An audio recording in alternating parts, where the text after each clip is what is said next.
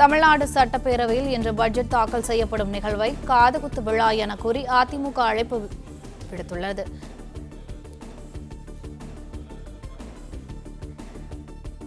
தமிழ்நாடு சட்டப்பேரவையில் இன்று பட்ஜெட் தாக்கல் செய்யப்படும் நிகழ்வை காதுகுத்து விழா என கூறி அதிமுக அழைப்பிதழ் அளித்துள்ளது. கடந்த 4.5 ஆண்டு கால பட்ஜெட் என்ற பெயரில் தமிழக மக்களுக்கு காது குத்தியுள்ளது திமுக அரசு என்று அதிமுக தெரிவித்துள்ளது.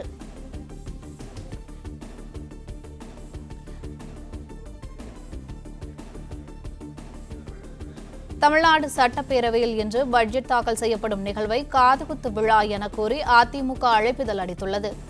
இதுகுறித்த கூடுதல் விவரங்களை எமது செய்தியாளர் பாண்டியராஜன் வழங்க கேட்கலாம். வணக்கம் பாண்டியராஜன், விவரங்கள் என்ன? 2026-2027 நிதியாண்டிற்கான இடைக்கால பட்ஜெட் இன்று தாக்கல் செய்யப்பட இருந்தது. அதிமுகவினுடைய சட்டமன்ற உறுப்பினர்கள் வர தொடங்கினார்கள். காலை 8:30 மணியிலிருந்து காலை 9:10 மணிக்கு எதிர்க்கட்சித் தலைவர் எடப்பாடி பழனிசாமி சட்டப்பேரவையில் இருக்கக்கூடிய அவருடைய அறையில் அதிமுக சட்டமன்ற உறுப்பினர்களுடான ஒரு ஆலோசனை கூட்டம் நடந்தது.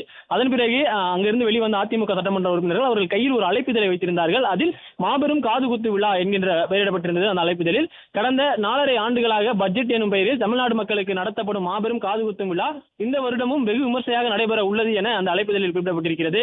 நாள் பிப்ரவரி 17, 2026 எனவும் இடம் தமிழக சட்டமன்றம் எனவும் அந்த அழைப்பிதழில் குறிப்பிடப்பட்டிருந்தது. நேரம் காலை 10 மணி முதல் எனவும் குறிப்பிடப்பட்டிருந்தது. இவ்விழாவிற்கு தலைமை தாங்குபவர் மாண்புமிகு தமிழ்நாடு முதலமைச்சர் மு.க. ஸ்டாலின் அவர்கள் எனவும் மாண்புமிகு நிதியமைச்சர் திரு தங்கம் தென்னரசு அவர்கள் முன்னின்று காது குத்துவார் எனவும் அந்த அழைப்பிதழில் இடம்பெற்றிருக்கிறது.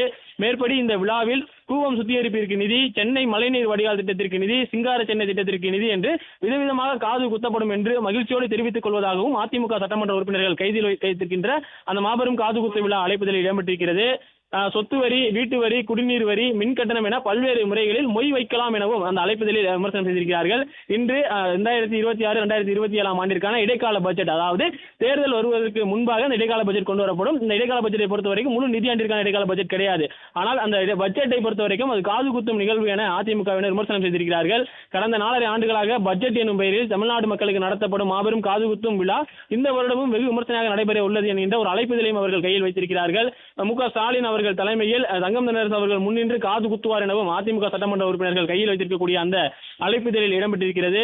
மேற்படி இந்த விழாவினை குறிப்பிட்டு கூவம் சுத்திகரிப்பிற்கான நிதி, சென்னை மழைநீர் வடிகால் திட்டத்திற்கான நிதி, சிங்கார சென்னை திட்டத்திற்கான நிதி என விதவிதமாக காது குத்தப்படும் என்று மகிழ்ச்சியோடு தெரிவித்துக் கொள்வதாகவும் தெரிவித்திருக்கிறார்கள்.